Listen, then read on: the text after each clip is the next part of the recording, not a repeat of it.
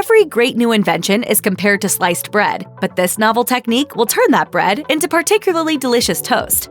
When it comes to food, small changes can produce big transformations. While we often focus on more sophisticated categories like baking, this also applies to everyday basics. Even though our daily food lives can be improved through small changes, the downside is usually time or money. Often, improvements require some extra cash or an extra step, precious resources that aren't always available, especially in the morning rush to get out the door. So let's talk toast, the most basic of breakfast foods, the neglected side at the diner. For all its boringness, toast has a lot of untapped potential because it's so much better when we take its needs seriously. It clearly needs something, which is why we butter it, but our buttering is often a case of too little too late. What if we told you there's a way to make your toast something really special, and it doesn't involve an extra step or extra butter? You just need to switch up the order of things. Changing the order of certain steps can be a game changer, from salting the water before you boil your pasta, whisking your eggs before you add them to your batter, or freezing your butter before you combine it with your pastry. The order can make all the difference. It's the same thing with toast. Buttering it before toasting yields infinitely superior results.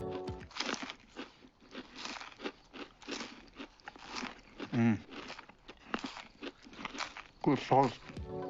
So, what's the catch? Well, you can't use your toaster, at least not the vertical kind, where the toast pops up at the end. If you put buttered bread in a vertical toaster, the butter will just melt and slide off as the bread gets toasty. Butter will end up on the electrical components of your toaster, and this results in a lose-lose scenario. No butter on your toast, no working toaster, and quite possibly a kitchen fire. According to Food 52, pre-buttering works well for toaster ovens, grills, skillets, and conventional ovens with a toast or broiler function. These horizontal surfaces allow gravity to work for you instead of against you. You simply butter your bread before you put it in the toaster oven and let those heated coils do their magic. To stay on the safe side, keep an oven tray underneath the buttered bread so that any hot drips that seep through don't fall onto the heating elements. If you've never tried this method of making your toast, you might be wondering why all the fuss. Well, it comes down to heat and gravity. When you pre-butter your bread, the melting butter has nowhere to go but down. It seeps into the whole piece of bread rather than staying on the top surface. This approach has many virtues. First, you can actually use less butter and it will still feel like more, since it permeates the bread more effectively. Second, you can use cold butter and it will still be fine, since it will still melt afterwards. Third, your bread will adopt a new and more forgiving texture, so long as you don't eat it right away.